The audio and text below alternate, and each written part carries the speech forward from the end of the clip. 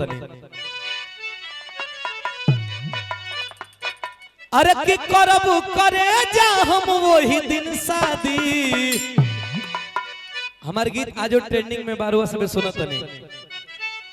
ये हम एगो संकल्प ले ले बानी सब लोग के फसल पे आकृति बनावता तो हमार सुधीर लाल के एगो संकल्प बा। कैसे? अरे करब करे जा हम वही दिन शादी।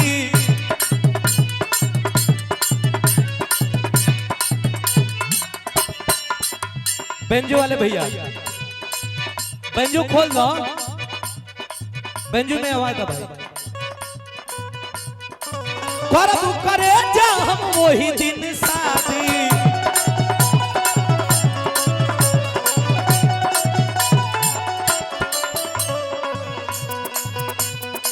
करब करे जा हम वही दिन शादी। बने द जान सरकार समझवादी। बने द जान सरकार समझवादी।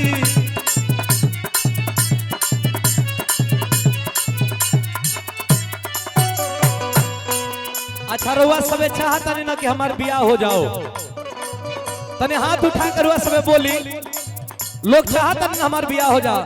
अगर सुधीर लाल यादव को बियाह, हमहू कुंवारे बानी, अनुपमो जी कभी शादी नहीं खे भइल।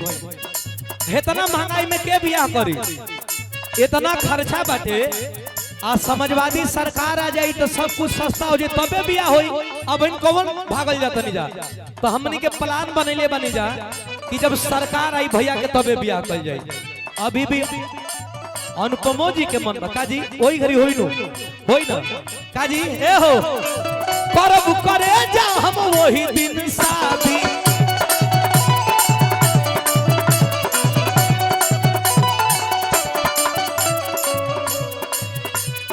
करब करे जा हम वही दिन शादी।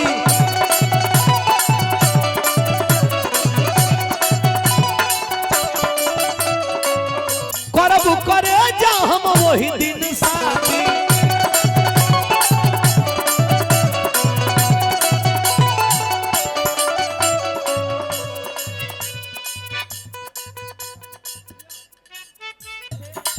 करब करे जा हम वही दिन शादी।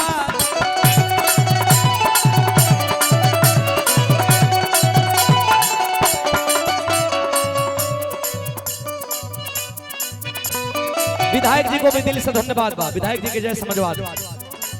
करब करे जा हम वही दिन शादी।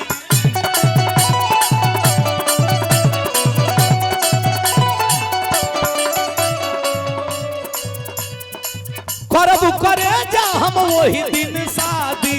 बने द जान सरकार।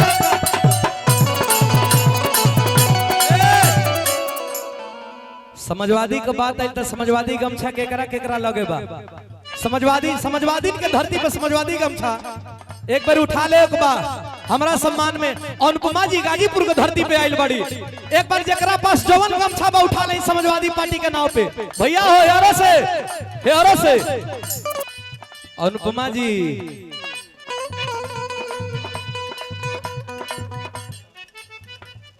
हमनी के तो ऊ भी रही जा कि कोरोना में भी पैसा ले ले बनी जाए। अगर कहीं प्रोग्राम हो गई तो हमनी के ओमा सैनिटाइजर ना लगाई जा। हमके जाना था कि रुपया बा तो जान बच जाए, रुपया नहीं खे तो जान। और रुपया ना रही तब वो खूब जान बची। जब समाजवादी सरकार आई तो सबके इलाज के व्यवस्था हुई, सबके शिक्षा के व्यवस्था हुई। तो समाजवादी सरकार लियावल जरूरी बा। एक बार गमछा निकाल लो भैया, एन से मच्छी रला, एन से एहरो से मंचो का सीएम ऐरान स्टार उठा लो सब लोग। एक बार पीछे से ओहो। करब करे जा हम वही दिन साथ। ए लड़के इतने गमछा बा। अब इन्हें हमारे गुरुजी विजय लाल यादव कहले तो करेजा फाड़ देबो जा। तन उठा ले भैया, जेकरा पास जो टोपियो बा तो टोपियो उठा लेवे के बा। एक बार उठा ले सबे, एक बार हिला देवे के बा। पीछे से पीछे गमछा नहीं खे का। इहो वीडियो अखिलेश भैया के जाए वाला बा। इहो एक बतावे के बा, इहो भैया के वीडियो जाए वाला बा। तुरंते हमारा अभिषेक भैया भेजे वाला बड़न लखनऊ ऑफिस में। कैसे हम चाहता नहीं कि गमछा हमारा अभिषेक भैया भी उठाई है। समाजवादी पार्टी के सम्मान में गमछा उठा लो एक बार उठा ले आप। ए भैया करब करे जा हम वही दिन शादी, करब करे जा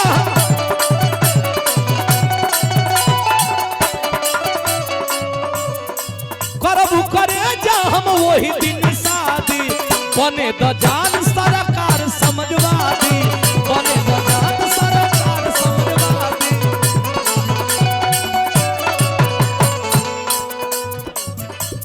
अरे साइकिल वाली निसनिया के, अरे साइकिल वाली निसनिया के बटनिया धई धई दाबे के, साइकिल वाली निसनिया के।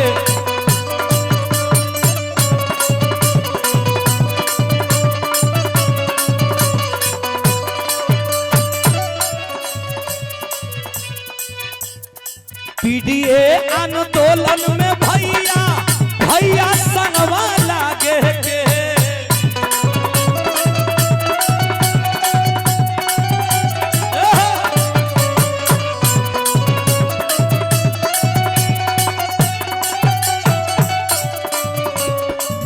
पीडीए आंदोलन में भैया अखिलेश संगवा लागे के, साइकिल वाली निसनिया के, अरे साइकिल वाली निसनिया के बटनिया धई धई दाबे के, साइकिल वाली।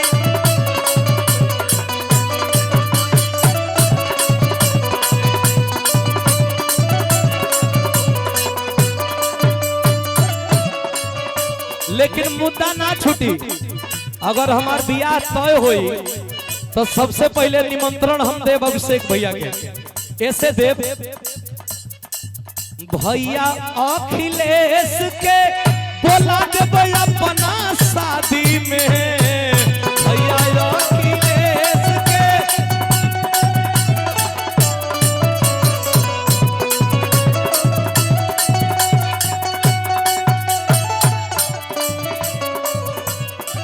भैया अखिलेश के बोला देव, भैया अखिलेश के बोला देव अपना शादी में, मम्मी पापा के तू संगवा। बिरहा से पहली बार भोजपुरी मंच बातन के साथ रुआ आज ये मंचोरी एक बार ताली बजा के आप सब सम्मान करें। मंच के टंच और मंच के क्वीन, मंच के क्वीन है आप जितना सुंदर हैं उतना नेक दिल इंसान है। हमें लगता है कि हम लोग बहुत मिले नहीं हैं, शायद एक बार वहां, लेकिन दूसरी बार, लेकिन वास्तव में आपने जो मंच का ऑरा है, मंच का ऑरा को बढ़ाया है, और मंच पे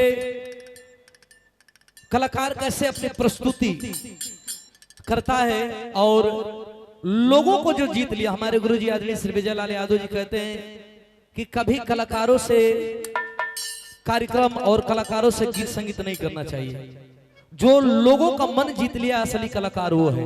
और मुझे लगता है कि आप लोगों के दिल में राज करती हैं। हम लोगों का विधा भले अलग अलग है, हम बिरहा गाते हैं, भोजपुरी लोकगीत गाते हैं, लेकिन हम लोगों का भाषा वही है, लोगों के दिल में जगह बनाना। तो मैं यही आपसे कह रहा था कि अरे भैया अखिलेश के बोला देव अपना शादी में, भैया चाहिए तो बोला देव।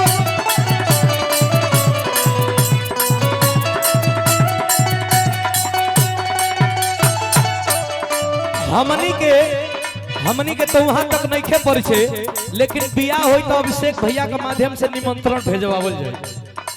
लेकिन समाजवादी सरकार हुआ सबे बनाई तब, पीडीए के सरकार बनाई तब, बिल्कुल काजी जरूर। भैया अखिलेश के बोला देबो अपना शादी में, मम्मी पापा के संगे तू, मम्मी पापा के संगे तू आजा समाजवादी में, मम्मी पापा। एगो बिरहा के रूल बा, अरे मम्मी पापा के संगे तू हो, मम्मी पापा के संगे तू हो, आजा समझवादी में मम्मी पापा के संगे। और वो कुछ कही दिखावा हो, मोबाइल बंद कर, अब दिखाओ, अब बजा दे, बहुत टैलेंट लड़का है, बजा दे। यही गीत में कहे के बाद यही चले दी ना, ये चले दी, सेम चले दी। और हम शुरू से ही शादी ब्याह के बहुत खिलाफ बने। ऐसे कहे के कहे बरसान बड़ा शादिया बर्बादी में, कहे बरसान बड़ा शादिया बर्बादी, कहे बरसान बड़ा शादिया बर्बादी में। झूठे तू परेशान बड़ा शादिया बर्बादी में। हुबानी तू बड़ा चला समाजवादी में, चला तू समझत नहीं खू हमार बात के ना, का समझवादी में तो हमनी के दोनों जने जइबे करे के का है ना कि शादी या ब्याह में कुछ रखल नहीं बा। कैसे क्यों गाना सुन ले बड़ा पवन, तहरा मोहब्बत में ये जिंदगी खराब हो गई, तहरा मोहब्बत में ये जिंदगी खराब हो। दिल जब से तोड़ाला के छोड़ाला, दिल जब से तोड़ाला हमारा के छोड़ाला, संगतिया खराब हो गई, तहरा मोहब्बत में ये जिंदगी खराब हो।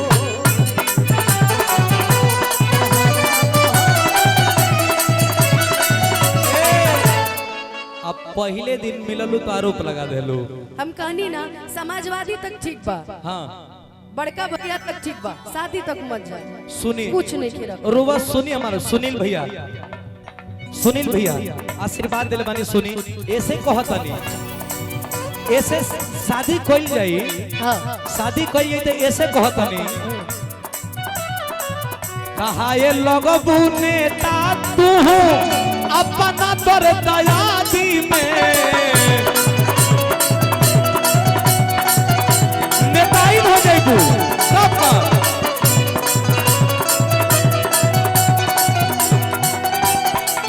ऐसे अगर बियाह हो जाता, अरे बढ़ जाई इज्जत तो हर जानी कोई गाँव हो, कौन ठीक बा भैया लड़ा दी है चुनाव हो।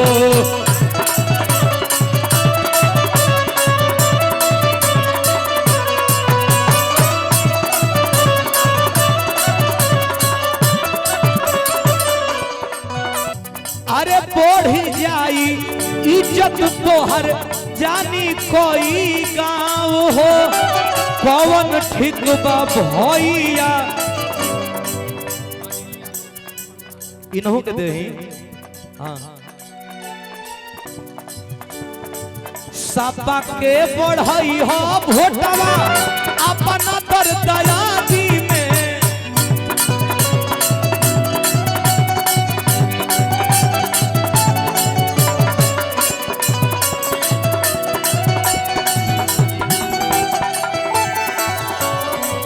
सापा के बढ़ई हो भोटवा अपना दर दयादी में। अरे हम चाह कि लाइट व्हाइट कर दी भैया, लाल पियर मत करी। हाँ तो कहाँ बनी रहुआ?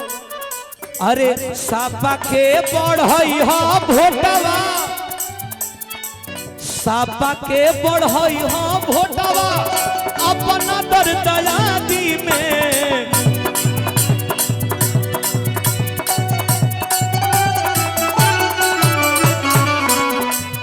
अरे सापा के बढ़ई हो भोटवा अपना दर दया। हेहर हमार दयाद हेहर तुहार दयाद हेहर हम कुछ दिन घूम ले तनी हेहर रउआ कुछ दिन घूम जाई फिर तो हमनी के जीत पक्का बा। आई ऐसा हूं बुझाता कि 27 में अखिलेश भैया आए वाला बाड़े न हो। अखिलेश भैया आए वाला बाड़े तो अखिलेश भैया आवते बाड़े। अरे किसापा के बढ़ाई हां वोटवा अपना दर्दयादी में मम्मी पापा के संगे तू मम्मी पापा के संगे तू आजा समाजवादी में मम्मी पापा के संगे तू आजा समाजवादी में।